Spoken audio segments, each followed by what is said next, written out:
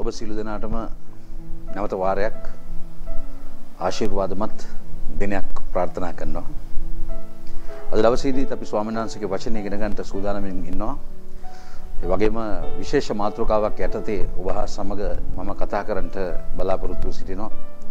මම තාම දේව වචනය ඉගෙන ගනිමින් ඔබ හා සමග මම ඉගෙන ගන්නා වූ දේ බෙදා ගනිමින් සිටිනා වූ සහෝදරයෙක් පමණයි. මම ප්‍රථමයෙන්ම ආසයි කතාන්තර දෙකක් මට මෑත කාලයේදී අසන්ට ලැබුණු ඔබ හා සමග බෙදා ගන්නට. ඉන් පළවෙනි එක තමයි එක්තරා ස්ථානයක තිබුණා දේවස්ථානයක්. ඒ දේවස්ථානය කාලයක් තිස්සේ ඔවුන්ගේ নমස්කාර මෙහෙයන් දේව වචනේ ඉගෙනවීම ඒ වගේම ගෝලයන් බිහි කිරීම වැනි දේවල් ඔවුන් කරමින් ඉන්නා වූ අතරේ ඊට එහා පැත්තේ තිබුණ ගොඩනැගිල්ලේ මිනිහෙක් ඇවිල්ලා බාර් එකක් අරිනවා. මේ බාර් එක ඇරියම මොවුන් දැනගන්නවා මොවුන්ට මේක විශාල ප්‍රශ්නයක්. ඒක නිසා ඔවුන් ආරම්භ කරනවා යාඥා කරන්නට ඒ ප්‍රධාන දේවගතිවරයා ඇතුළු නායකත්වය ස්වාමිනී මේ බාර් එක ඔබ වහන්සේ මෙතනින් ඉවත් කරන්න. මොවුන් කාලාන්තරයක් යාඥා කරනකොට දේවදාසයාට ස්වාමීන් වහන්සේ කිව්වා ඔව් මම නුඹගේ යාඥාව ඇසුවා මම ඒක ඉවත් කරනවා. මේ බාර් එකේ අයිතිකරු පවා දැනගෙන සිටියා මේ දේවස්ථානයේ මෙතන තිබුණු නිසා ඔවුන් එච්චර කැමැත්තක් මොහු කරන ව්‍යාපාරය පිළිබඳව දක්වන්නේ නැහැ. ඔවුන්ගේ ආකල්පය ටිකක් විරුද්ධ පැත්තකට බර වෙලා තිබෙනවා කියලා. ඉතින් එක දවසක් පාන්දර මේ බාර් එකට ඉබේ ගිනි ඇවිලෙනවා. ගිනි ඇවිලුණාම සම්පූර්ණයෙන්ම දාලා විනාශ වෙලා යනවා. නමුත් දේවස්ථානයේ කිසිම දෙයක් වෙන්නේ නැහැ. මේ බාර් එකේ අයිතිකාරයා දැනගෙන සිටිය නිසා මේ දේවස්ථානයේ සිටිය අය මේ ක්‍රියාවට අකමැති කියලා ඔහු නඩුවක් පවරනවා දේවස්ථානයේ දේවගතිවරයා ඇතුළු නායකත්වයට උසාවියේ. මොවුන් නිසා තමයි මගේ බාර් එක නැතුව ගියේ. ඒක නිසා මට සාධාරණයක් ඉෂ්ට කරන්න කියලා. නඩු ශාලාවේ සිළු දෙනා පිරලා ඉඳද්දී නඩුකාරයා වැරදිකරුවන් ලෙස නම් කරලා තිබුණු දේවගතිවරයාත් නායකත්වයත් කූඩුවට නගලා අහනවා ඕගොල්ලෝ නිසාද මේ දේ සිද්ධ වුණේ කියලා. ඔවුන් කියා සිටිනෝ නෑ කියලා. මේ එක්තරා විදියක පාඩමක් අපි ඉගෙන ගත යුතුයි. මන්ද ඔවුන් යාඥා කරුවා ස්වාමිනී මේ බාර් එක මෙතනින් ඔබ වහන්සේ ඉවත් කරන්න කියලා. දෙවන් වහන්සේකට පිළිතුරු දුන්නම දෙවන් වහන්සේ දුන්න පිළිතුර ඔවුන් දෙවන් වහන්සේ දුන්නයි කියලා කියන්න බයයි. දෙවෙනි කතන්දරය තමයි වර්ෂාව නොමැතිව තිබුණා වූ නගරයක් සභාව එකතු වෙලා යාඥා කරන්නට ආරම්භ කරනවා ස්වාමිනී අපිට වර්ෂාව දෙන්න. කාලාන්තරයක් යාඥා කරනකොට දෙවියන් වහන්සේ දේවගතිවරයාට කතා කරලා කියනවා ඔව් මම අහවල් දවසේ නුඹලට වර්ෂාව දෙන්න යනවා. ඒක නිසා එදාට නුඹගේ සෙනග රැස් කරලා නුඹලා යාඥා කරමින් සිටින්න. ඔවුන් මේ දවසේ ආවා. ඔවුන් යාඥාවත් ආරම්භ කෙරුවා. නමුත් එක කුඩා දරුවෙක් පමණයි කුඩයක් අරගෙන ආවේ. වෙන කිසි කෙනෙක් කුඩයක් අරගෙන ආවේ නැහැ. ඇයි? ඒ කුඩා දරුවා විතරයි විශ්වාස කරේ අද දෙවියන් වහන්සේ වර්ෂාව දෙනවා. ඒකින්ද මට ගෙදර යන්න මට කුඩයක් කිහිලා ගන්න වෙනවා. ඒක නිසා මම කුඩයක් අරගෙන ආ යුතුයි කියලා. අද සහෝදර සහෝදරි පොළවේ තියෙන ස්වභාව මෙන්න මේ ආකාරවයි. අපි දන්නවා ගිය අවුරුදු නොවැම්බර් මාසේ 3 වෙනිදා ඇමරිකාවේ ජනාධිපතිවරයෙක් තෝරා ගන්නා පිණිස ජනාධිපතිවරණයක් පැවැත්වුවා. ඒ වගේම මීට දින කිහිපයකට ප්‍රථම ජනවාරි 20 වෙනිදා 2021 ඒ පත් වූ ජනාධිපතිවරයා දියුණුම් දෙනවා. ඒ පත් වුණු ජනාධිපතිවරයා පිළිබඳව මා හඳුනන කෙනෙක් Facebook එකේ දාලා තිබුණා. මම සිංහලෙන් කියන්නම් ඒක. දැන් නම් අපිට ඊටාම විනීත ගතිගුණ ඇති නායකයෙක් ලැබුණාය කියලා. මම ඒ කමෙන්ට් එකට මගේ අදහස පළ කළා. මම කිව්වා ඔබ සිතනවද ඔහු විනීත මිනිසෙක් කියලා? මොකද මම සහෝදර සහෝදරි ලෝක දේශපාලනය ලෝක ඉතිහාසය අවුරුදු ගණනාවක් තිස්සේ හඹා ගිහිල්ලා මම ඒ ගැන උනන්දුවක් දක්වලා මම හැමතිස්සෙම බලන්නේ දේව වචනය හා සමග කාලීන සිදුවීම් සහ මේ තාක් දක්වා පොළවේ සිදුනා වූ සිදුවීම් කොහොමද මේ දේව වචනය හා සමග සැසඳෙන්නේ කියලා මම බලන කෙනෙක්. ඒක නිසා ඒකට ඔහු පිළිතුරක් දාලා තිබුණා. ඔව් හැම මිනිස්සයම සර්ව සම්පූර්ණ නැහැ. නමුත් ඔබ එසේ කියන්ට ඔබ මොනවාද දන්නේ ඇමරිකාවේ දේශපාලනය පිළිබඳව කියලා. ඒ පාර ඔහුට මම නැවත වාරයක් පිළිතුරක් දෙන්න සිද්ධ වුණා. මම අවුරුදු 25කට අධික කාලයක් ලෝක දේශපාලනය සහ ලෝක ඉතිහාසය පිළිබඳව අධ්‍යයනය කරමින් මට දේව වචනයට අදාළව මට දැනගත යුතු හැකි වූ දේ මම උකහා ගනිමින් මගේ ජීවිතය ගත කරමින් සිටිනා වූ කෙනෙක් කියලා. අපි දකිනවා සහෝදර සහෝදරි ඒ ජනාධිපතිවරයා පත්වීමවත් හිටපු ජනාධිපතිවරයා ඡන්දෙන් පෙරදීමවත් නෙමෙයි එතන තියෙන බැරෑරුම්කම. එතන තියෙන විශාල බැරෑරුම්කමක්. මන්ද ඇමරිකාව, ඉන්දියාව, අප්‍රිකානු රටවල් වල සිටින අනාගත වාක්තෘ කියලා කියාගන්න විශාල සභාවල් පවත්වාගෙන යන දේවදාස දාසීන් මේ ජනාධිපතිවරණයේදී බොරු අනාගත වාක්තෘවරුන් බවට පත් වුණා. ඊ타මත්ම ක්‍රිස්තියානි සභාවට ඊ타මත්ම ඛේදනීය කාලයක ආරම්භය තමයි මේ අපි දුටුවේ. මම ඒක කිව්වේ අපි කොහොමද ලෝකයේ සිදුවන සිදුවීම් අපි සසඳලා බලන්නේ ස්වාමීන් වහන්සේගේ වචනේ කෙලෙසද අපිට මොනකද්ද අපිට උගන්වන්නේ කියලා. මේ දේ අපි හැම කෙනෙකුටම අවශ්‍යයි. ඒ වගේම මම ඉගෙන ගත්තා වූ දේ ඔබ හා සමග බෙදා ගැනීමත් මගේ යුතුයකමක්. ඒ වගේම ඔබ මට වැඩි අය යමක් දන්නවා නම් ඒක මට ඉගෙනවීමත් ඔබගේ යුතුයකමක්. මම තාම ඉගෙන ගනිමින් සිටිනා කෙනෙක් නිසා.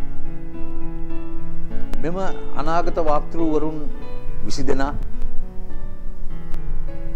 20කට අධික සංඛ්‍යාවක් මම කිසි කෙනෙකුගේ නම සඳහන් කරන්නේ නැහැ. මොකද අපි එහෙම දෙයක් සිදු වුණාම ඔවුන්ගේ ආරම්භය ඊටමත්ම යහපත්ව තිබෙන්න ඇති. මොකද මම ඔවුන් ආශ්‍රය කළා නැහැ. නමුත් අපි දකිනවා කාලයාගේ ඇවෑමෙන් ඔවුන්ගේ ආත්මික භාවය ගිලිහිලා ඔවුන් මාංශයෙන් ක්‍රියා කරන්නට ආරම්භ කරුවම ඒක සභාවේ සිටිය මිනිසයන්ට හඳුනා ගන්නට අවස්ථාවක් ලැබුණේ නැහැ. ඒ වගේම හිටපු ජනාධිපතිවරයාට මේ අය කියා සිටියා ඔබ තමයි ඡන්දෙන්පත් වෙන්නේ කියලා. සමහරක් වෙලාවට නොසිතූ ආකාරයක ඔහුට දිරිගැන්වීමක් එයින් ලැබෙන්න ඇති.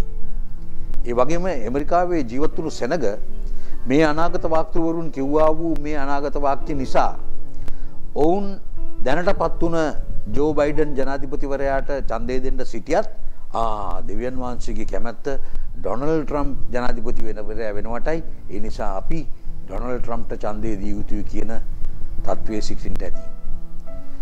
මේ ක්‍රියාවලිය කරන කොටගෙන අපි දකිනවා දේවදාසයෝ දෙවියන් වහන්සේගේ අගනීය නාමය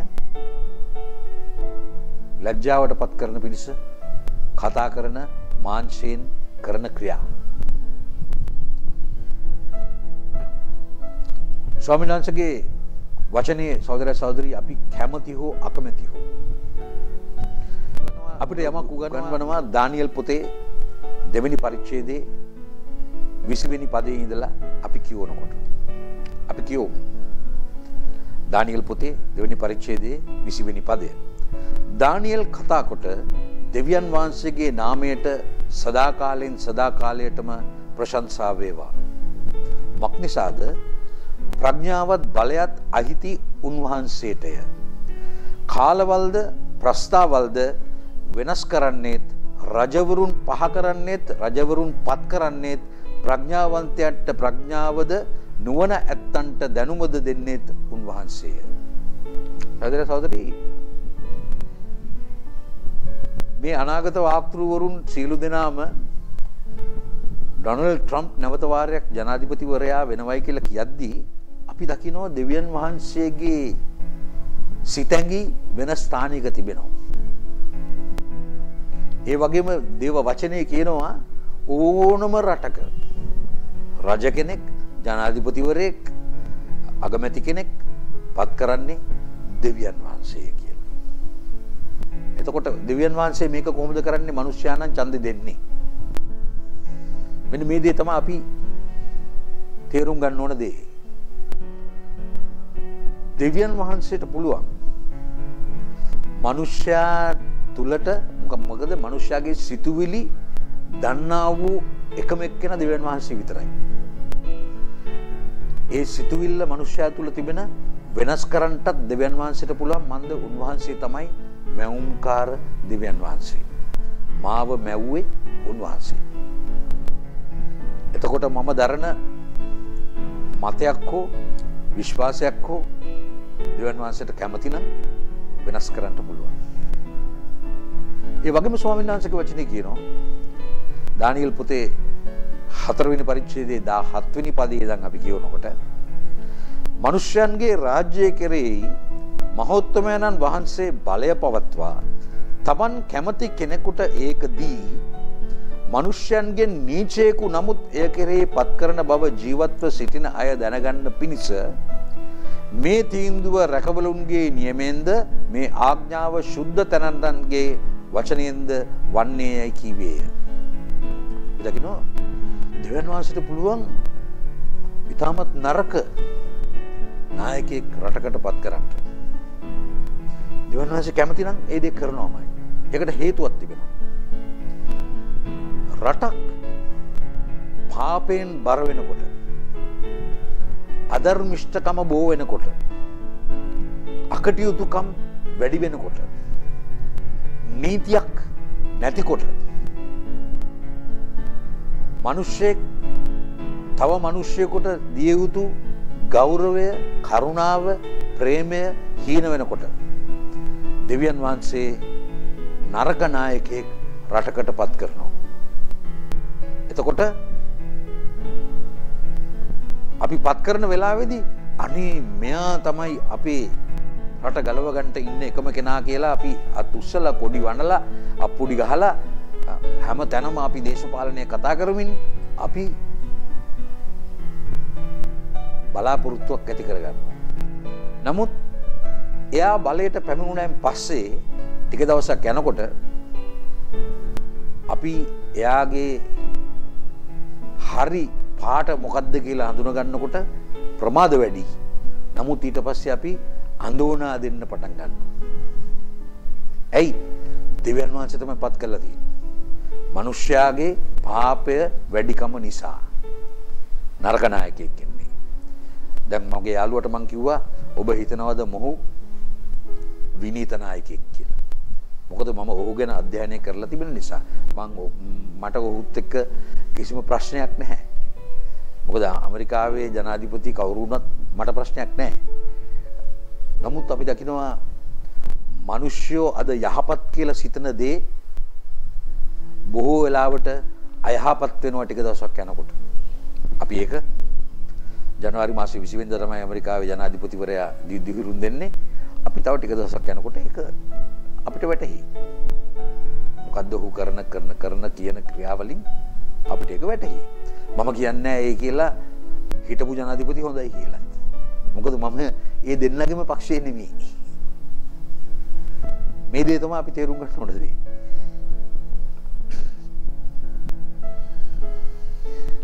අපි දකිනවා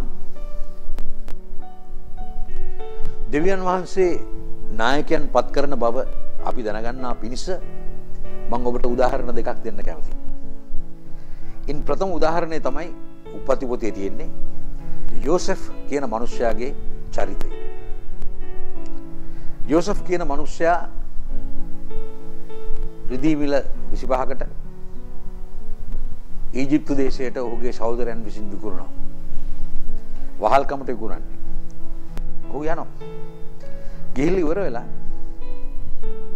දෙවියන් වහන්සේ ඔහු හා සමග සිටිය නිසා ඔහු ඒ රටේ ප්‍රථමයෙන්ම වෙන්නේ මුදල් ඇමති. තියෙන වස්තුව අස්වැන්න ඔහු තමයි පරිපාලනයට යොදවන්නේ පාරාවෝසි.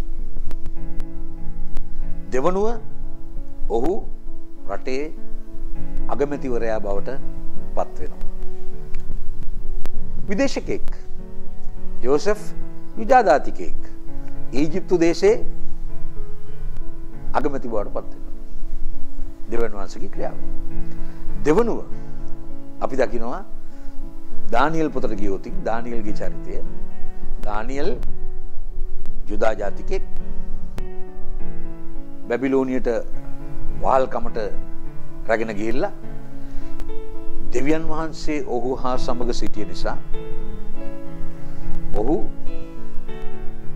බැබිලෝනියානු ප්‍රාන්තයේ ප්‍රධානියා බවට පත් වෙනවා. ඊළඟට නෙබුකඩ්නේසර් රජතුමාගේ අවවාද අනුශාසනා දෙන කණ්ඩායමේ ප්‍රධානියා බවට පත් වෙනවා. ඊළඟට බැබිලෝනියානු අධිරාජ්‍ය වැටිලා පර්සියානු අධිරාජ්‍ය පැමිණෙනකොට පර්සියානු අධිරාජ්‍යයේත් අගමැති බවට පත් වෙනවා. ඔබ බලන්න දෙවියන් වහන්සේට කරන්න පුළුවන් දේවල් මොකක්ද කියලා. එම නිසා දැන් දෙවියන් වහන්සේ කියනවා රජ කෙනෙක් පත් කරන්නෙත් පහ කරන්නෙත් ඒ වගේම නීච මිනිස්සෙක් පත් කරන්නෙත් දෙවියන් වහන්සේ කියලා.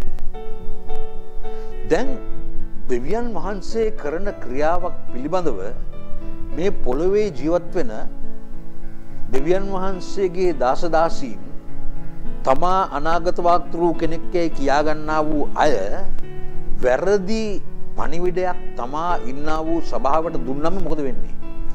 දෙවියන් වහන්සේ මේක ඉතාමත්ම සියුම් ලෙස දකින්නේ. ඒක ඉතාමත්ම වැරදි දෙයක්. මන්ද දෙවියන් වහන්සේ තීරණය කරන්න ඕන දේ මිනිස්සයා උත්සාහ කරනවා දෙවියන් වහන්සේ කිව්වා කියලා මිනිස්සයා ලව්ව වෙනස් කරන්න. මේක කවදාවත් කරන්න බැරි දෙයක්. දෙවියන් වහන්සේ මේ රාත්‍රියේ මගේ ආත්මය ගන්නවා කියලා තීරණය කළොත් මගේ ඇඳ වටේ දොස්සරලා 1000ක් හිටියත් ඒක නවත්තන්න බෑ. මම දන්නේ දේ ඒකයි. ඒ වගේම අපි දකිනවා ක්‍රිස්තියානි සභාව ගත්තම මම ඔබට පෙර මගේ පාඩමකදී ඔබ සමග බෙදා ගන්නට ඇති. යේසුස් වහන්සේ වලාකුළු අතරට එනකොට එසවෙන්නේ යේසුස් වහන්සේගේ මනාලිය ලෙස ඊටමත් කුඩා සංඛ්‍යාවක්. ඔබ දකින්නවද ඔබ වැරදි සභාවේ සිටියම ඔබට වැරදි ඉගැන්වීමක් දීලා තිබුණාම ඔබ ඉගැන්වීම හරිද වැරදිද කියලා ඔබට සොයාගන්න පුළුවන් සාක්ෂි අනුව විමසලා බැලුවේ නැති වුණාම ඔබ ඒ තුල මුලාවේ යන බව ඔබ තේරුම් ගත යුතුව තිබෙනවා. ඒ නිසා තමයි යේසුස් වහන්සේ කිව්වේ මතකතුමාගේ සුවිශේෂයේ 7 වෙනි පරිච්ඡේදයේ 13 වෙනි පදය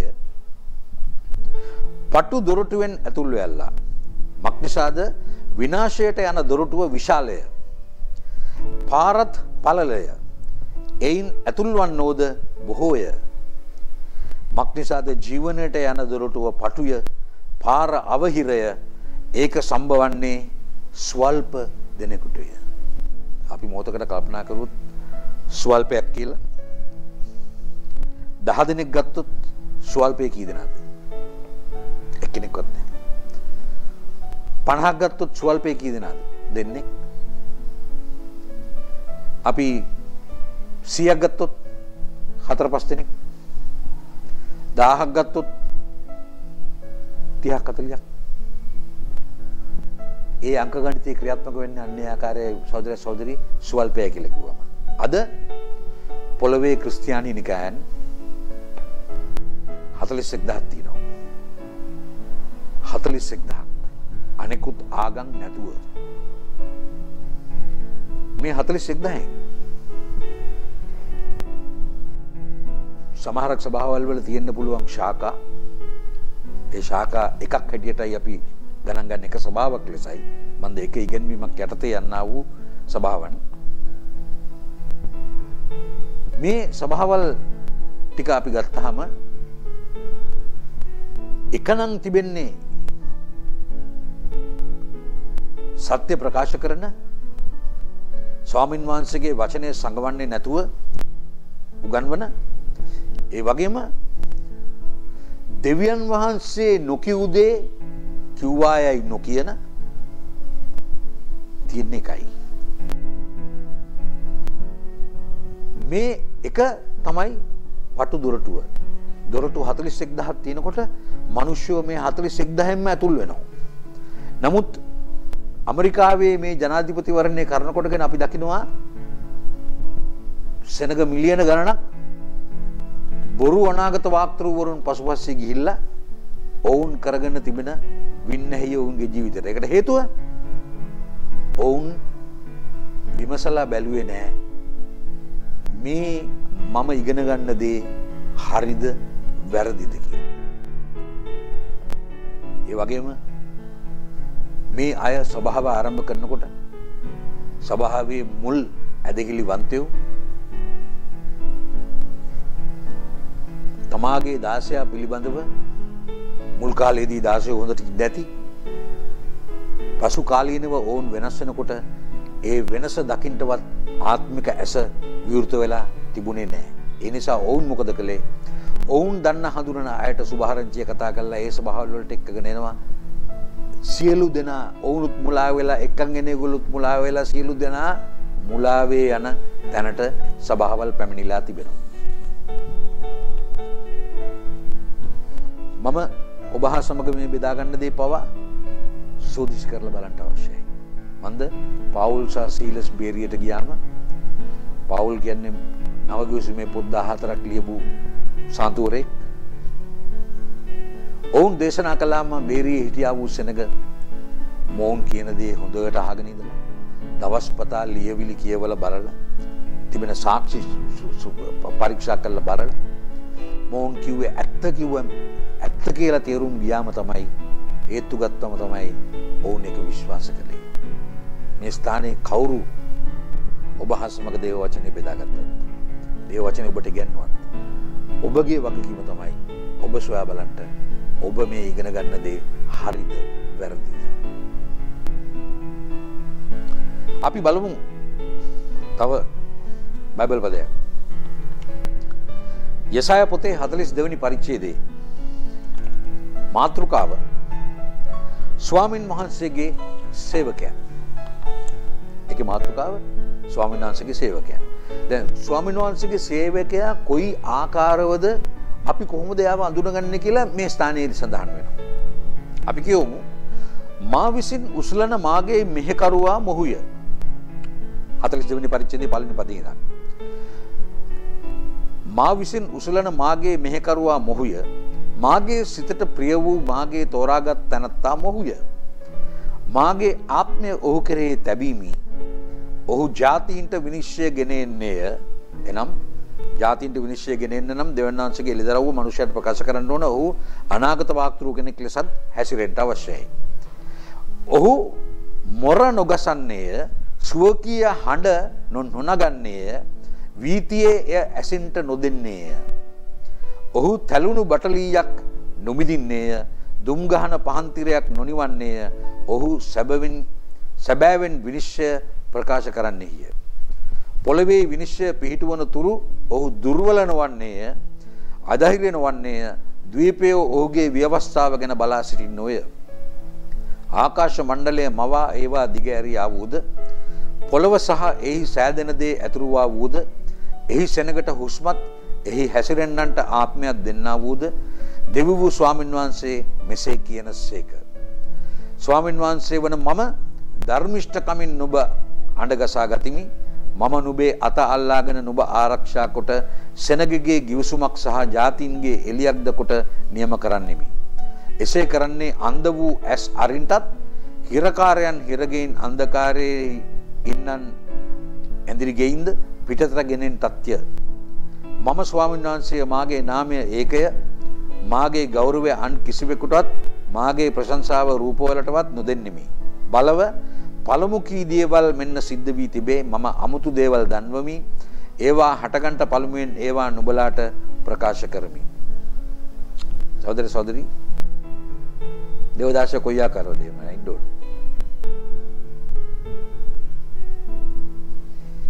අපි දකිනවා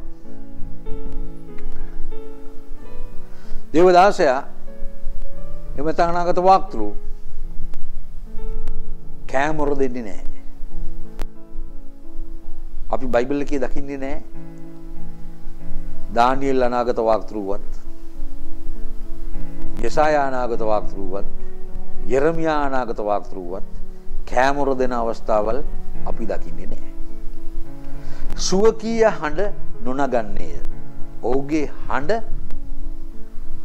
උස් වූ හඬක් වෙන්නේ නැහැ. ඔහු ඉතාමත්ම සෞම්‍ය ලෙස කතා කරන මිනිසෙක්. ඒ වගේම වීතියේ එය ඇසෙන්ට නොදෙන්නේය. වීතිය ඇසෙනවා කියලා කියන්නේ අද සහෝදර සහෝදරි අපි දකිනවා දේව මෙහෙයන් YouTube එකේ තියෙනවා. කැහ ගාලා යාඥා කළා, මිනිස්සුන්ව සුව කළා, යක්කු එලවලා ඒවා ප්‍රසිද්ධිය සඳහා ප්‍රචාරය කරන. එය ස්වාමීන් වහන්සේගේ දාසයා ඒක මේ පාරේ යන ඒගොල්ලන්ට ඇසෙන්ට සලස්සන්නේ නැහැ. ඔබ තේරුම් ගන්න. ඉතුරු හරිය අපිට ඕනනම් වෙන දවසක තේරුම් කරලා දෙන්නත් පුළුවන්. ඔහු තැලුණු බටලියක් නොබිදින්නේය, දුම් ගහන පහන් තිරයක් නොනිවන්නේය, ඔහු සැබවින් විනිශ්චය ප්‍රකාශ කරන්නේය. එතකොට මේ අද ස්වාමීන් වහන්සේ ඉදිරියේ සේවය කරන දාස දාසීන් කැමර දෙනවද? අපි ඉංග්‍රීසියෙන් පාවිච්චි කරන වචනයක් arrogant කියන වචනේ. ඔවුන් කතා කරනකොට ශබ්දේ වැඩි නිසා ඒක මනුෂ්‍යයාට ටිකක් අමාරුද අහගෙන ඉන්න. එහෙම නැත්නම් ඔහු තුලින් දෙවියන් වහන්සේ යමක් කළොත් ඒක අපි පත්‍රේ දානවද? ඒ වෙලාවෙම වීතියේ ඇසෙන්ට සලස්වනවද? ඒක අපි මම මේ දේ කියන්න හේතුවක් තිබෙනවා. මේ ළඟදී අපි දැක්කා ලංකාවේ සුප්‍රසිද්ධ කෙනෙක් දේව මෙහෙයකට ගිහිල්ලා ඉන්නවා. ඒ දේව මෙහෙයට ගිහිල්ලා අපි දකිනවා දේවදාසයා ඔහු වෙනුවෙන් යාඥා කළා. ඔහු සුවයි කියලා ප්‍රකාශ කළා. ඔහුගේ අනාගතය පිළිබඳව යම් අනාගත වාක්‍ය දීලා ඒක අන්තර්ජාලය තුලින් මිනිසයාට දකින්න සලස්වනවා. ඒක හරිද? ඒක මම දකින්නේ වැරදි ලෙසයි. මන්ද ස්වාමීන් වහන්සේගේ වචනේ අපිට කියනවා සැබෑ දාසයා තමාගේ හඬ වීතියේ ඇසෙන්ට සලස්වන්නේ නැත. දෙවියන් වහන්සේ යමක් කළොත් අපි කරන සේවය තුල දෙවියන් වහන්සේ හාස්කම් කරනවා. දෙවියන් වහන්සේ මනුෂ්‍යයන් සුව කරනවා. යක්ෂයන් ආත්මවලින් මනුෂ්‍යයන් බුදවනවා. අපි ඒවා පත්‍රේ දාන්නේ නැහැ. ඒවා කාටවත් ඇසෙන්ට අපි සලස්වන්නේ නැහැ. මන්ද අපේ හඬ වීතියේ ඇසෙන්ට අපි සැලැස්විය යුතු නැහැ දෙවියන් වහන්සේ කළා වූ දේ පිළිබඳව. දේව වචනේ මට ඔබට උගන්වන්න පුළුවන් අන්තර්ජාලයෙන්. එතකොට ඔබ ක්‍රිස්තියානි නම් තමයි මේක බලන්නේ. ක්‍රිස්තියානි නොවන කෙනෙක් බැලුවා නම් දෙවියන් වහන්සේට ප්‍රශංසා වේවා ඔබ යමක් ඉගෙන ගනි. මම විශ්වාස කරන්නේ ඒකයි. ඉතින් මේ අන්තර්ජාලයේ මේක දැම්මම අපි දැක්කා ඒ පිළිබඳව අදහස් 1000කට වැඩි සංඛ්‍යාවක් පළ වෙනවා. ඒ හැම එකකම මිත්‍යා භක්තියකට මේ මිනිස්සයා ගිහිල්ලා යයි ප්‍රකාශ කරනවා. දෙවියන් වහන්සේගේ නාමය අගෞරවයට පත් කරන්න උත්සාහ කරන. ඒ වගේම මේ මිනිස්සයා දැන් ආගම වෙනස් කරලයි කියලා ඔහුට බනින. එහෙම නැත්නම් ඔහුගේ පවුලේ අයට බනින තැනට මේ අදහස් 1000කට අධික සංඛ්‍යාවක් මේ ස්ථානයේ තියෙනවා. ඒක ඇයි එහෙම උනේ? ප්‍රඥාව නොමැතිකම නිසා දෙවියන් වහන්සේ තමා තුලින් යමක් කළොත් ඒක වීතියේ අසන්ට සැලසුව නිසා දෙවියන් වහන්සේගේ වචනයට පටහැනි නිසා ඒකේ ඵල විපාක විඳින්න සිද්ධ වෙනවා. මනුෂ්‍යව බයිබල් පද කීපයක් අපි කියවමු. මතකතුමාගේ සුවිශේෂයේ 7 වෙනි පරිච්ඡේදයේම තමයි 15 වෙනි පදයේ සිට. බොරු අනාගත වාක්තෘ වරුන්ගෙන් ප්‍රවේශම් වෙල්ලා ඔව්හු බැටළු වේශයෙන් නුඹලා ළඟට එති. නමුත් ඇතුළතින් ඔව්හු ක්‍රූර වූ වෘකයෝය. ඔවුන්ගේ ඵල වලින් නුඹලා ඔවුන් ඇඳන ගන්නහුය. මිනිස්යෝ කටුගස් වලින් මුද්‍රික පළවත් ගොකොටු වලින් අත්තික්කා පළවත් නෙලා ගනිද්ද? එසේම සියලු හොඳ ගස් හොඳ ඵල දරයි. නමුත් නරක ගහ නරක ඵල දරයි. හොඳ ගහක නරක ඵලවත් නරක ගහක හොඳ ඵලවත් හටගන්ට බැරිය. හොඳ ඵල නොදරන සියලු ගස් කපනු ලැබ ගින්නෙහි දමනු ලැබේ. එබැවින් ඔවුන්ගේ ඵල වලින් නුඹලා ඔවුන් ඇඳින ගන්නෝය. සහෝදර සහෝදරී අපි බොරු අනාගත වාක්තෘ වරුන් පසුපස ගියාම අපිට අඳුන ගන්න බැරි වුණොත් මේ බොරු කාර්යයක් කියලා. ස්වාමීන් වචනේ එළිදරව් පොතේ දෙවෙනි පරිච්ඡේදයේ කියනවා එපිසේ සිටියා වූ ස්වභාවයේ අයට බොරු ගුරුවරු බොරු අනාගත වාක්තෘ වරුන් හොඳට අඳුන ගන්නට ඔවුන්ට හැකියාව තිබුණා කියලා. ඇයි හැකියාව තිබුණේ? ඔවුන්ට සොයා ගන්න පුළුවන් සියලු සාක්ෂි පිරික්සලා බලලා ඔවුන් තීරණය කරනවා මෙයා තමයි ස්වාමීන් වහන්සේගේ දාසයා, මෙයා ස්වාමීන් වහන්සේගේ දාසෙක් නොවේයි.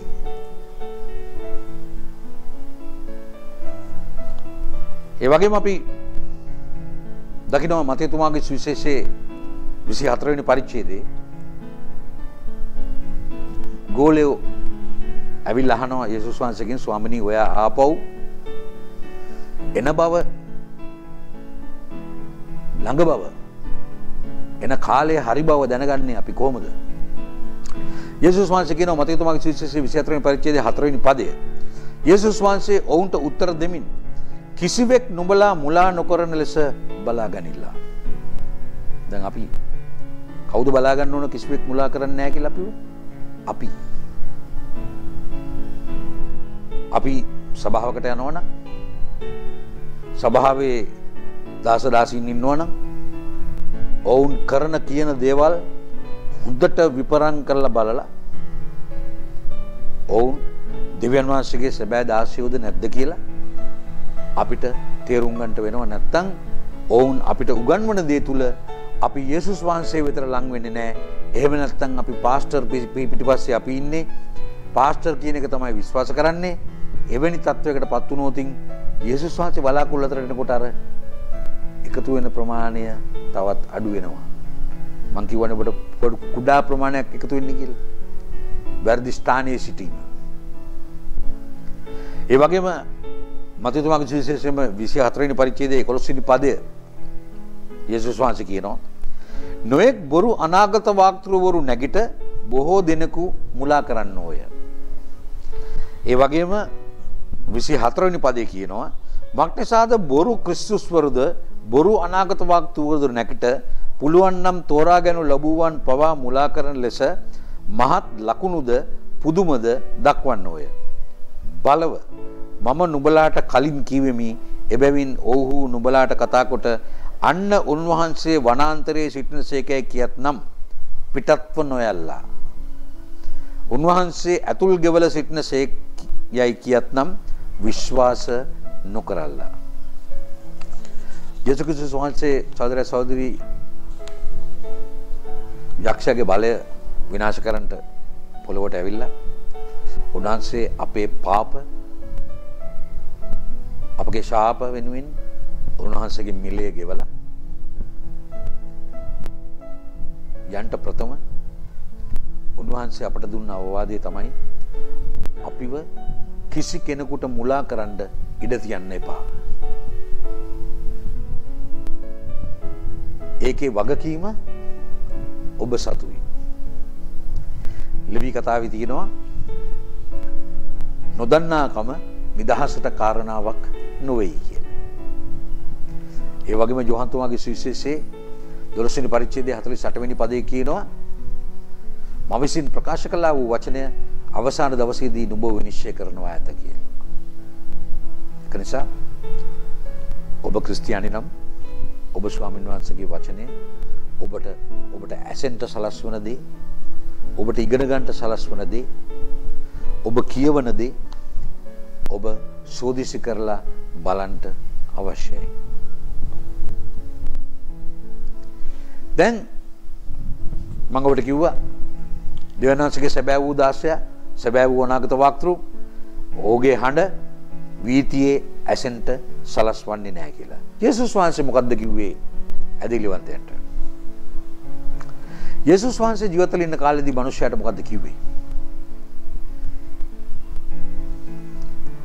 මතකතුමාගේ සුවිශේෂයේ 8 වෙනි පරිච්ඡේදයේ 1 වෙනි පදය. මම බයිබල් පද කීපයක් ඔබ හා සමග බෙදා ගන්නවා මේක බෙදා ගන්නට අවශ්‍ය නිසා.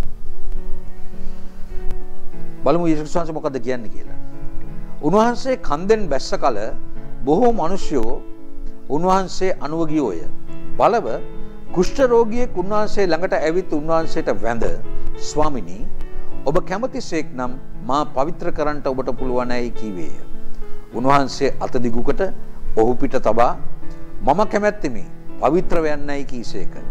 එකනේ එහෙම ඔහු කුෂ්ඨයෙන් පවිත්‍ර විය. යේසුස් වහන්සේ කතා කොට කාටවත් නොකියන්ට බලා ගනින්න. නමුත් ඔවුන්ට සාක්ෂි පිණිස ගොස් පූජකයාට පෙනී මෝසෙස් විසින් අනකල පඬුර ඔප්පු කරපන්නයි ඔහුට කීසේක. යේසුස් වහන්සේ කියනවා කුෂ්ඨ රෝගියව සුව කළා කාටවත් කියන්න එපා. මේ කොටසම සමාන පද කීපේ තිබෙනවා. මාර්ක් තුමාගේ සුවිශේෂයේ 1 වෙනි පරිච්ඡේදයේ 40 වෙනි පදයේ ඉඳලා ඒ වගේම ලූක් තුමාගේ සුවිශේෂයේ 5 වෙනි පරිච්ඡේදයේ 12 වෙනි පදයේ ඉඳලා අපි තව බයිබල් පද කීපයක් කියමු. මතක තුමාගේ සුවිශේෂයේ 9 වෙනි පරිච්ඡේදයේ 27 වෙනි පදයේ සිට යේසුස් වහන්සේ එතනින් යන කල අන්දියෝ දෙදෙනෙක් දාවිද්ගේ පුත්‍රයාණනි අපට කරුණා කළ මැනවයි කියා මොරගසමින් උන්වහන්සේ පස්සේ ගියෝය. උන්වහන්සේ ගෙට පැමිණි කල ඒ අන්දයෝ උන්වහන්සේ ළඟට ආවෝය. මට මේක කරන්නට පුළුවන් කියා නුඹලා විශ්වාස කරනවාදයි යේසුස් වහන්සේ ඔවුන්ගෙන් ඇසූසේක. එසේය ස්වාමිනී ඔහු කිව්වෝය.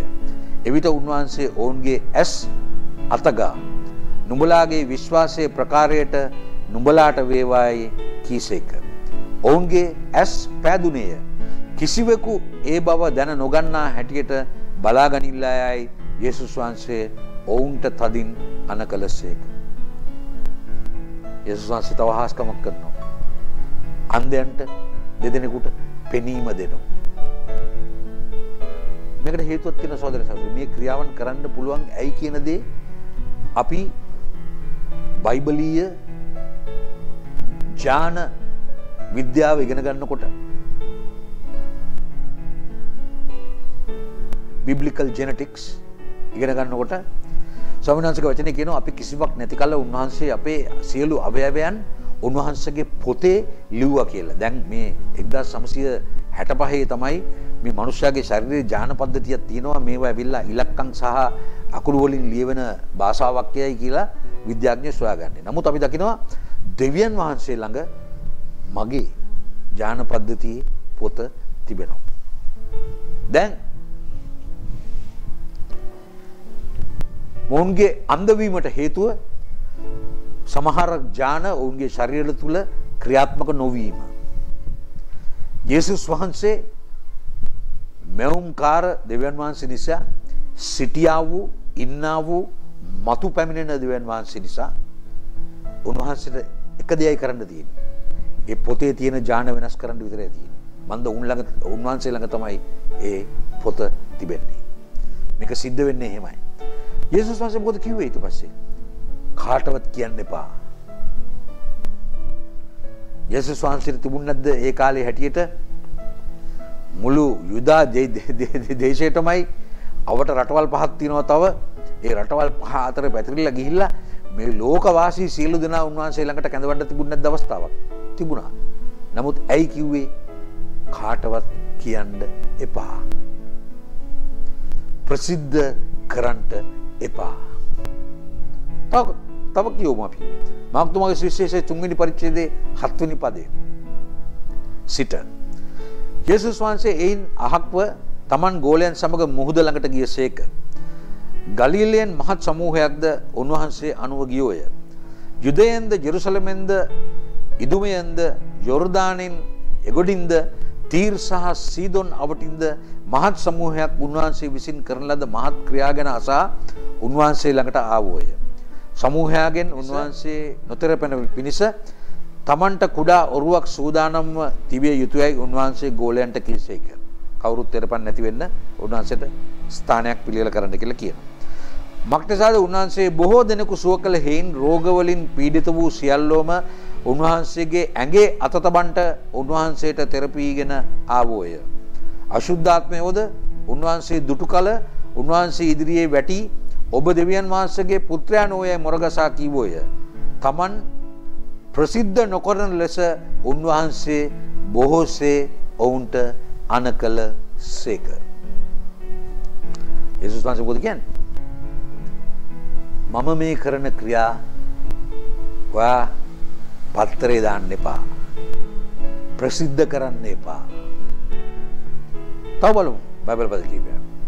මාර්ක්තුමාගේ සුවිශේෂයේ 5 වෙනි පරිච්ඡේදයේ 35 වෙනි පදයේ සිට උන්වහන්සේ කතා කරද්දීම සිනගෝගයේ මුලාදෑනියාගේ ගෙදරින් සමහරු ඇවිත් නුඹේ දුව මැරුණාය.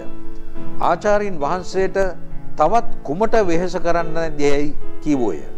නමුත් යේසුස් වහන්සේ ඒ කීම නොසලකා සිනගෝගයේ මුලාදෑනියාට කතා කොට බය නොවි ඇදහිල්ලෙන්ම සිටපන්නයි ඔහුට කීසේක. උන්වහන්සේ ප්‍රේතස්ද යාකොබ්ද යාකොබ්ගේ සහෝදර වූ යොහන්ද හැර වෙන කාටවත් තමන් සමග ඉන්ට නොදී සිනගෝගයේ මුලාදෑනියාගේ ගෙට ආසේක.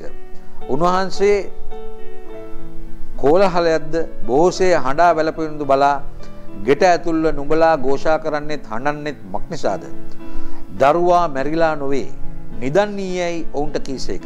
එවිට ඔව්හු උන්වහන්සේට සිනාසුනෝය. නමුත් උන්වහන්සේ සියල්ලන් බැහැරකොට දරුවාගේ පියාද මව්ද තමන් වහන්සේ සමග සිටියවුන්ද කැඳවාගෙන දරුවා වුන් තැනට ගොස් ඇගේ අත අල්ලා තලිතා කුමි කියා ඈට කීසේක. එහි අර්ථය යෞවනිය නැගිටපන්නයි නුඹට කියමි යනුය.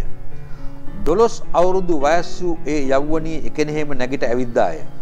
එකෙනෙහිම ඔහු මහත් විස්මයකින් විස්මිත වූවෝය. උන්වහන්සේ මෙය කිසිවෙකු දැන නොගන්නා ලෙස ඔවුන්ට තදින් අනකොට ඈට කෑම දෙන්න කීසේක. කාටවත් කියන්න එපා. යෞවනීව මලවුන්ගෙන් නැගිටවනවා ප්‍රසිද්ධිය එපා. මාර්ක්තුමාගේ සුවිශේෂයේ 7 වෙනි පරිච්ඡේදයේ 31 වෙනි පදේ ඉඳන් නැවතත් උන්වහන්සේ තීර් සීමාවන් වලින් පිටත්ව සීදොන් මැදින් ගොස් දෙකපොලියේ සීමා මැදින් ගලිලේ මුහුද ළඟට පැමිණුණුසේක.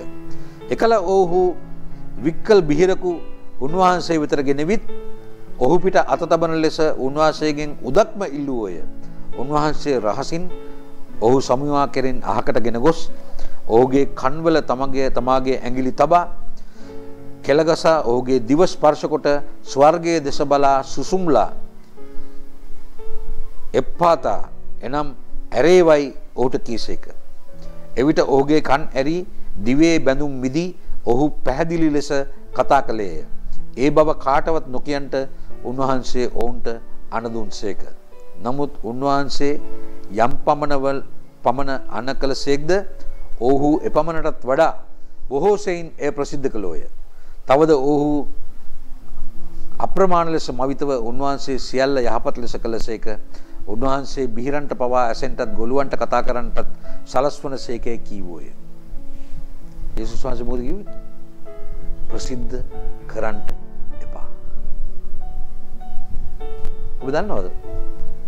යේසුස් වහන්සේගේ රාජ්‍යයේ සුභාරංචිය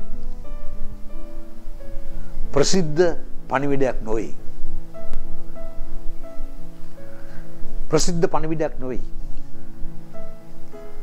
මෙම පණිවිඩය ප්‍රසිද්ධ නොවුන නිසා තමයි අපි ඉංග්‍රීසියෙන් කියනවා පොපියුලර් කියලා.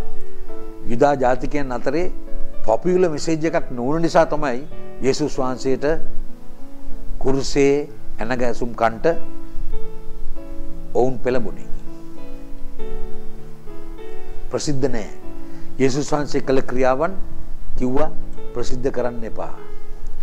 අද මෙවැනි හාස්කම් අපිට දකින්න නොලැබෙන්නේ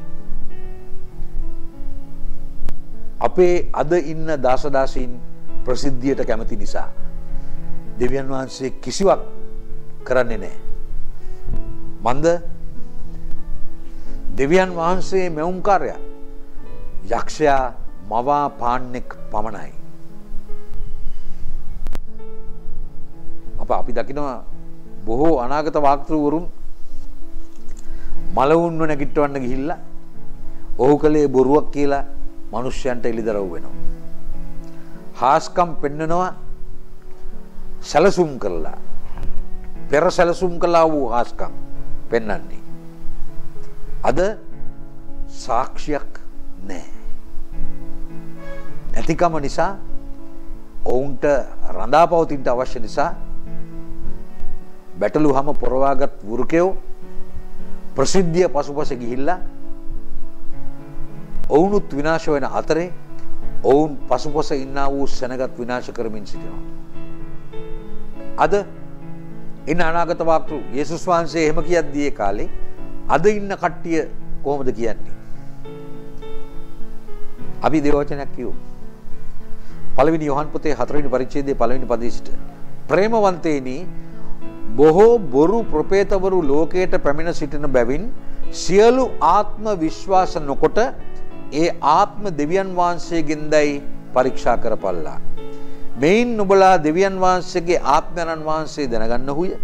එනම් යේසුස් ක්‍රිස්තුස් වහන්සේ මාංශයෙන් යුක්තව ආබව හේතු ගන්නා වූ සෑම ආත්මයෝ දෙවියන් වහන්සේගෙන්ය. යේසුස් වහන්සේ හේතු නොගන්නා වූ සියලු ආත්මයෝ දෙවියන් වහන්සේගෙන් නොවේති. එන්නේ යයි නුඹලා ඇසුවා වූ දැනටම ලෝකයේ සිටින්නා වූ විරුද්ධ ක්‍රිස්තුස්ගේ ආත්මය මේය. අපිට අනාගත වාක්‍යවරු හම්බ වෙනවා. ඕන අනාගත වාක්‍ය දෙනවා. හැබැයි අපි දැනගන්නවා ඔහු බොරුවක් නෙකිවි කියලා. හැබැයි තාමත් ඒ පසුපස යනවා. මේක වෙන්න පුළුවන්ද මිනිස්සයා තුල? මේක වෙන්න බෑ කවදාවත්.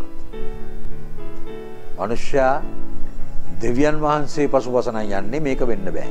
හැබැයි ඔබ යන්නේ පසුපස අනාගත වාක්තුරුන්ගේ පසුපස නම් මේක අනිවාර්යෙන් වෙයි. හැබැයි ඔබ එතකොට ඉන්නේ මුලාවේ. ඔබට හරි ඉගෙනවීම නැතිකම නිසා යේසුස් වහන්සේ බලාකුළු අතරට එන දවසේදී ඔබට උන්වහන්සේව මුණ ගැසෙන්න ලැබෙන්නේ නැහැ.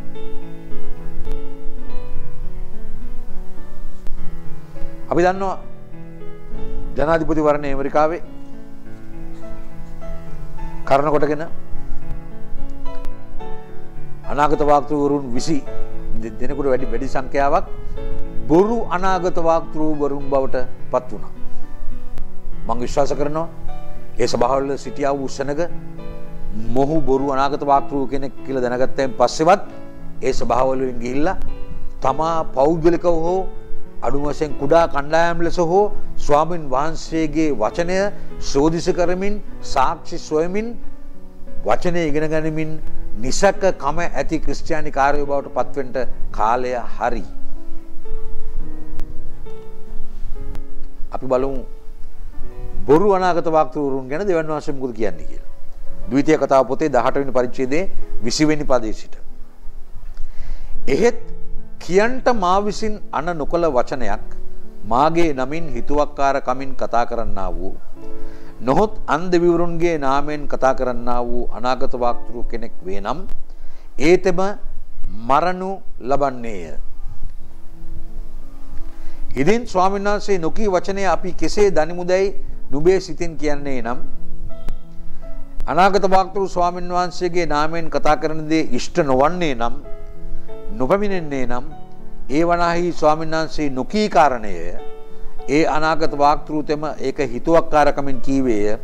ඔහුට බය නොවන්නයි මට කීසේක. මෙතන තියෙනවා අපිට ගිරන් ගන්න පුළුවන් ඊටමත් වැදගත් කාරණාවල් දෙකක්. බොරු අනාගත වාක්තෘ කෙනෙක් සිටිනම් ඔහු මරණු ලැබිය යුතුයි කියලා තියෙනවා. දැන් ඇමරිකාවේ ජනාධිපතිවරණය ගැන කතා කළා වූ අනාගත වාක්තෘවරුන් දැන් මැරෙන්න ලෑස්ති වෙලා ඉන්නවද කියලා අපි දන්නේ නැහැ කියන්නේ. ඒ වගේම ඊළඟ පදේ තමයි අපි දකින්නේ තමාගේ හිතුවක්කාරකමින් සිතින් මවාගෙන කතා කරන අනාගත වාක්තෘ කෙනෙක් ඉන්නවද? එයාට බය වෙන්න එපා කියලා කියන්නේ ඔබ එයාට අභියෝග කරන්න කියලා කියන එකයි අපි තේරුම් ගන්න ඕනේ. බය වෙන්න එපා. ප්‍රශ්න කරන්න බය වෙන්න එපා. මන්ද ස්වාමීන් වහන්සේගේ වචනේ කියනවා අපි ස්වාමීන් වහන්සේගේ වචනේ ආරක්ෂා කරන්න පිණිස සැදී පැහැදී ඉගෙනගෙන සිටින්න අවශ්‍ය ඕන වෙලාවක අපි උන්වහන්සේගේ වචනේ ඩිෆෙන්ඩ් කරන්න ලෑස්ති වෙලා ඉන්න ඕන කියලා. එතකොට අපි උන්වහන්සේ ගැන බොරු අනාගත වතු කෙනෙක්ගෙන් ප්‍රශ්න කළොත් ඔහු සැදී පැහැදී සිටින්න අවශ්‍යයි අපිට තේරුම් කරලා දෙන්න ඔහු අතින් වෙච්ච වැරද්ද. ඒ වගේම අපි දකිනවා මේ 20කට අධික අනාගත වක්තෘවරුන් සංඛ්‍යාවකින් එක්කෙනෙක් ඇවිල්ලා ප්‍රසිද්ධියේ මම YouTube එකේ වීඩියෝ එකක් දැක්කා. ඔහු කියනවා ඔව් මට වැරදුනා මට සමා වෙන්න. බොරු අනාගත වක්තෘවරයට තියෙන දඬුවම මොකද්ද? මරණය. දෙවියන් වහන්සේ සමාව දෙන්න පුළුවන්. ඔහුට නැවතත් අනාගත වාක්‍ය කියන්න පුළුවන්ද? බෑ. ඔහුට පුළුවන් දෙවියන් වහන්සේ ඉදිරියේ පසුතැවිලි වෙලා ඔහු මරණකම් ඔහුගේ ගැලවීම ආරක්ෂා කරගෙන ඉන්න. හැබැයි ස්වර්ගයේ උසාවියේ ගිහිල්ලා යක්ෂයා දෙවියන් වහන්සේගේ විනිශ්චාසනයේ ඉදිරියේ ඔහු ගැන පැමිණිල්ල දානකොට ඔහු ලෑස්ති වෙලා ඉන්න අවශ්‍යයි දෙවියන් වහන්සේ දෙන විනිශ්චය අනුව ඔහුට පැමිණෙන ශාපේ දරා ගන්නට. මේ දේ සහෝදර සහෝදරි ඒ තරම් භයානකයි.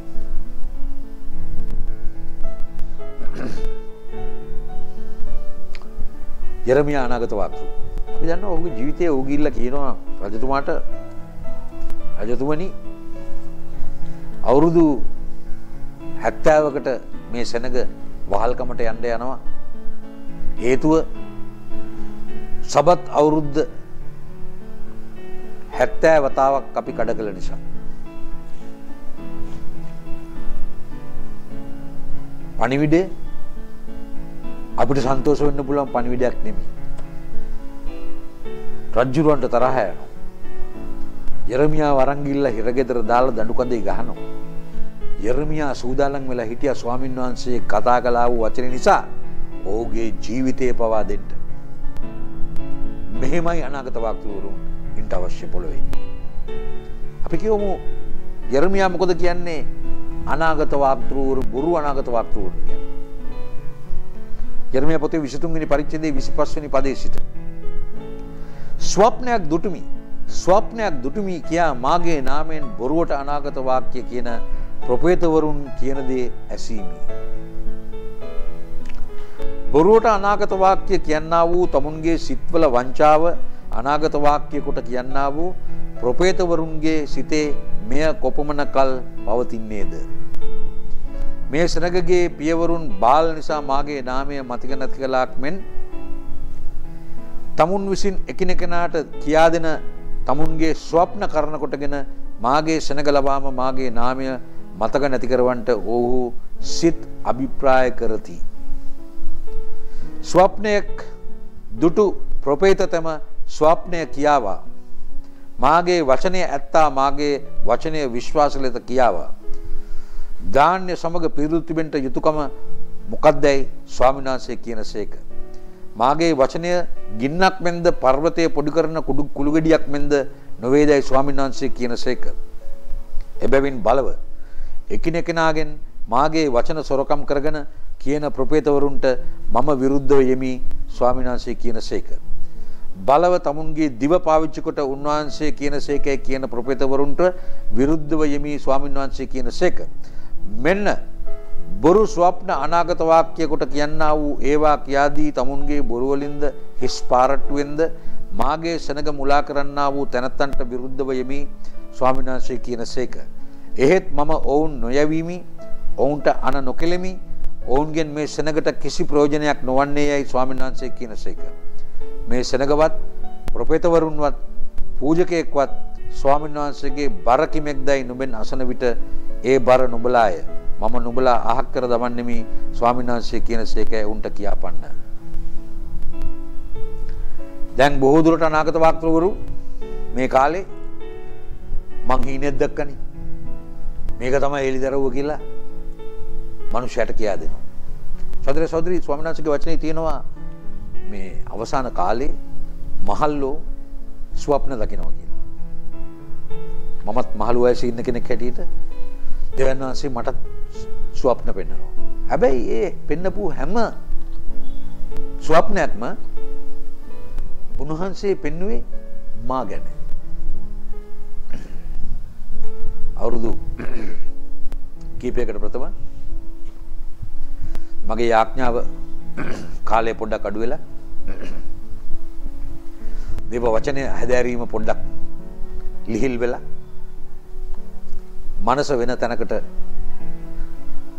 යන අවස්ථාවක මොකද මට වෙලාවක් නැතුව ගිය අවස්ථාවකදී ස්වාමීන් වහන්සේ මට ස්වප්නයකින් කතා කළා. මම ඉන්නවා හන්දියේ පුෂ් බයිසිකල් එකක් තියාගෙන.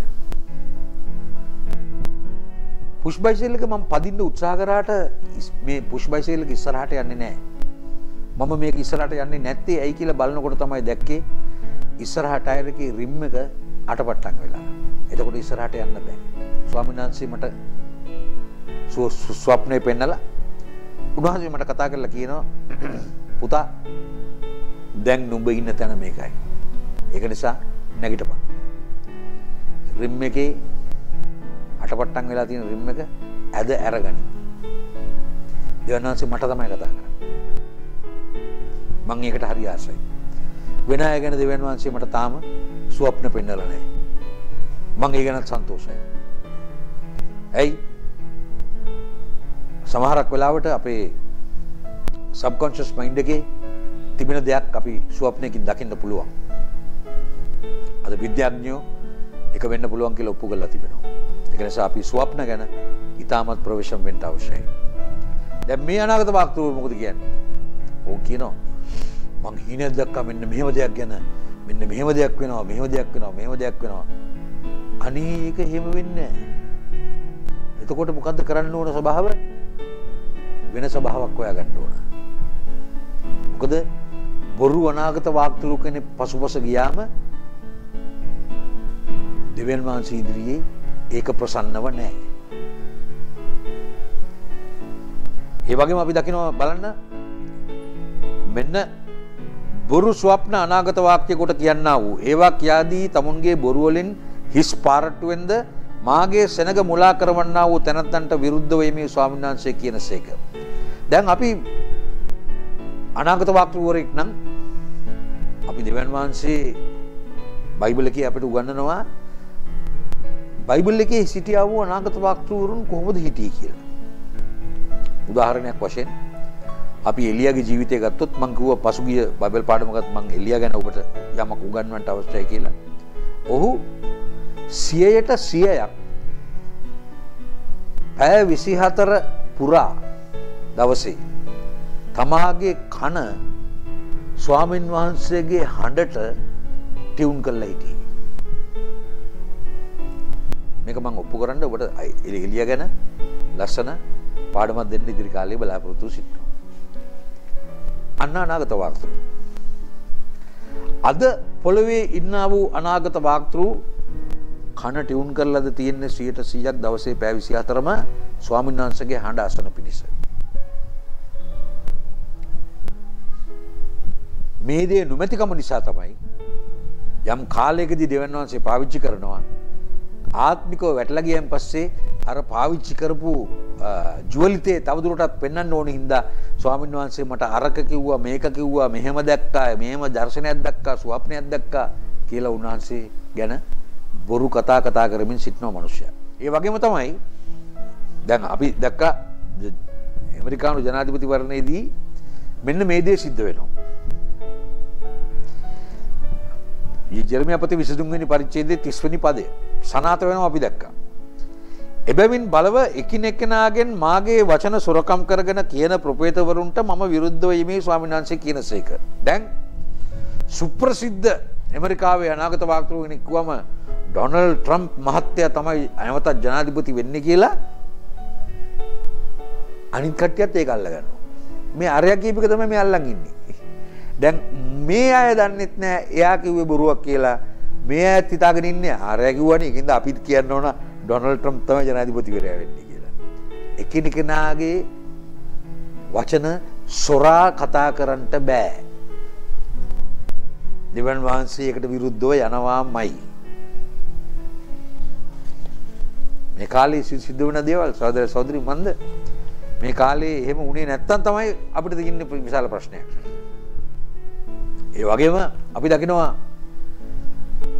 ඒ ජනාධිපතිවරණයේ ස්වාමීන් වහන්සේ මට හීනෙන් කතා කරා ස්වාමීන් වහන්සේ මට මෙහෙම කතා කරා දර්ශනයකින් පෙන්නවා එක 16ක් කියලා තිබුණා ඔහුගේ දිවුරුම් දීම පවා ඔහු හීනකින් දැක්කා කියලා. මම කිව්වේ අපේ සබ්කොන්ෂස් මයින්ඩ් එකේ තියෙන දෙයක් සමහරක් වෙලාවට අපි ස්වප්නයකින් දකින්න පුළුවන්. හැබැයි ස්වප්නයක් දකින හැම මොහොතකම ඔබ මතක තබා ගන්න දෙවියන් වහන්සේ ඔබටම එළිදරව් කරනවා මෙන්න මේකයි පුතා මම මේ කතා කරන්නේ කියලා.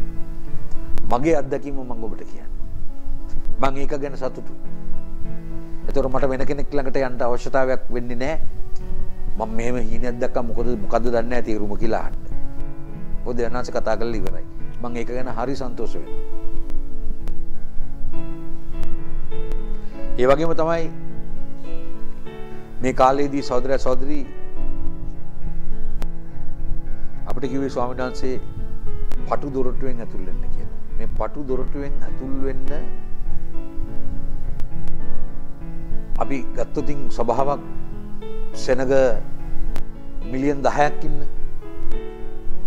උන්වහන්සේ කිව්වේ ස්වල්ප දෙනා ඇතුල් වෙන්න කියලා. එතකොට මිලියන 10ක් ඉන්න සභාවක් එසවෙන්න පුළුවන්ද? එසවෙන්න බෑ.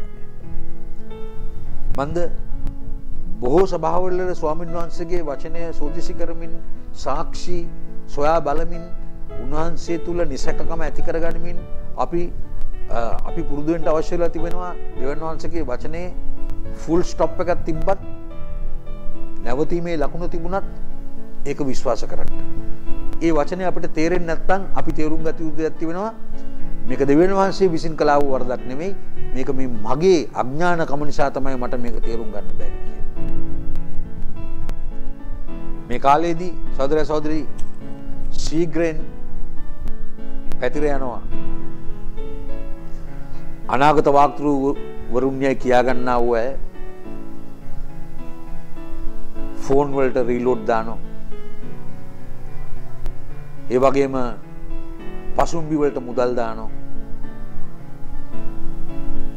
ඒ වගේම වුන් කතා කරන කල සමහරක් වෙලාවට මම අහගෙන සිටියා එක අනාගත වාක්තෘ කියලා කියාගන්න කෙනෙකුට කියනවා මට ඔබගේ දෛවය වෙනස් කරන්න පුළුවන් කියලා. මේක මං ඇසුවම මං බැලුවා මේ මිනිස්සයා කටින්ද මේ කතා කරන්නේ. මට පුළුවන්ද තව මිනිස්සුගේ දෛවය වෙනස් කරන්න? වෙනස් කරන්න බෑ. දෙවියන් වහන්සේට විතරයි පුළුවන්. අපි මොහොතක් කල්පනා කරලා බලමු ෆෝන් එකට රීල් ගුඩ් එකක් හම්බ වෙනවා. දැන් යේසුස් වහන්සේ මේ කාලේ එවැනි හාස්කම් කරනවා නම් මම විශ්වාස කරන්නේ නැහැ කරනවා කියලා. ඒව ඇස්බැඳු. එහෙම එකක් කරනවා නම් කවුරු හරි. යේසුස් වහන්සේ ඩේටා රීලෝඩ් එක සඳහා ටෙලිෆෝන් ආයතනයට වංචාවක් කරන්න ඕන. නැත්නම් ටෙලිෆෝන් ආයතනයට පාඩු වෙනවනේ. ඉබේ මගේ ෆෝන් එකට රීලෝඩ් එකක් આવොත් ටෙලිෆෝන් ආයතනයට පාඩුයි. ඒ වගේම මගේ පසුම්බියට මුදල් වැටෙනවා නම් එක්ක යේසුස් වහන්සේ මුදල් අච්චු ගහන්න ඕන. ඒ වගේම අපේ මහ බැංකුවේ තිබෙන මුදල් නෝට්ටු වල තියෙන නම්බරයට සමාන නෝට්ටු මුද්‍රණය කරොත් වර මුදල් බාටපත් වෙනවා. ඒ වගේම අලුතින් මුදල් අලුත් නම්බර දාලා ගැහුවොත් එහෙම ඒවා සෙන්ට්‍රල් බැංකුවේ භාවිතා නොවන මුදල් බවටපත් වෙනවා. එතකොට යේසුස් වහන්සේව හොරෙක් කරලාද මිනිස්සුયો දැන් අද මේ කාලේ කතා කරන්නේ. සහෝදර සහෝදරි මගේ පොකට් එක පිරෙනවා නම් මං ආසයි යේසුස් වහන්සේ හැමදාම පොකට් එක පුරවනවාට. එතකොට මම රසාවක් කරන්න ඕනේ නැහැ. මං ඔය ජොලි ඉන්නදී. මගේ ෆෝන් එකට රීලෝඩ් වෙනවා නම් ටෙලිෆෝන් බිල් ගෙවන්න ඕනේ නැහැ. හැමදාම රීලෝඩ් එක එනවා. යේසුස් වහන්සේ තමයි දෙන්නේ රීලෝඩ්. අද පොළවේ සිටින බොරු ෂොක්කාරයෝ තමයි මේගොල්ලෝ. මම කියන දේ වැරදි නම් මේ වීඩියෝ එක යට තියෙනවා ඔබට කමෙන්ට් කරන්න පුළුවන්. ඔබගේ අදහස් ප්‍රකාශ කරන්න පුළුවන්. ඒ වගේම මට යම් තැන ස්ථානයක මේ පාඩමේදී වැරදුනා නම් ඔබට පුළුවන් මට උගන්වන්න මෙන්න මෙතන බ්‍රදර් ඔයා වැරදි මේක මෙහෙමයි මේක වෙන්නේ. අද සහෝදර සහෝදරි මං දේවවචනේ ගත්තම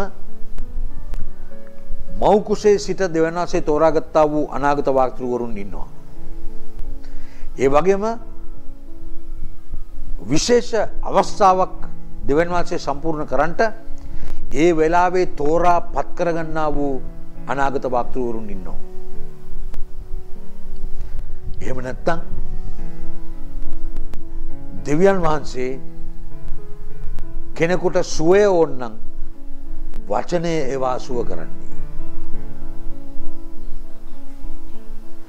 වැඩිමහල්ලන් ලවා අත්තබා සුව කරන්නේ.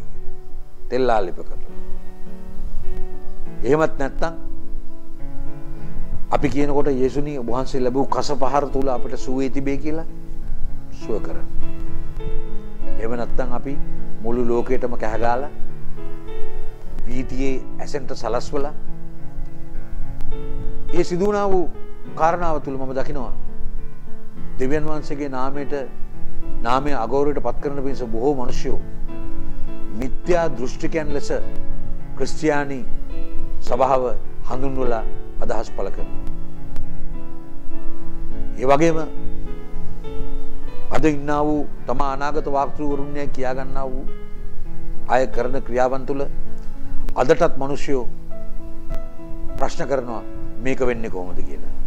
එතකොට අපිට පෞද්ගලිකව ඔවුන් අපෙන් ඇහුවොත් අපිට පුළුවන් කියලා දෙන්න මේක මෙහෙමයි වෙලා තියෙන්නේ කියලා. ප්‍රථමයෙන් සහෝදර සහෝදරි ඔබ ක්‍රිස්තියානි නම් ඔබ නැවත උත්පාදනය වුණා වූ යේසුස් වහන්සේගේ ලේවලින් නාලා යේසුස් වහන්සේගේ ලේවල බලය කරන කොටගෙන ගැලවීම ලැබලා ඉන්නා වූ කෙනෙක් නම් ඔබට අවශ්‍ය වෙනවා ඔබ ඉගෙන ගන්නා වූ දේ හරිද කියලා සෝදිසි කරලා බලන්න. ඒ වගේම ඔබට නිසකකම ලැබුණා වූ ක්‍රිස්තියානිකාරයෙක් වන පිණිස ඔබගේ පවිත්‍රතාවයේ ගැලවීමේ මාර්ගය දේව වචනේ ඉගෙන ගනිමින් දෙවන් වහන්සේට බයව ඔබගේ ජීවිතය ගත කරන්න. මම විශ්වාස කරනවා අද මේ කතා කළා වූ වචනේ තුල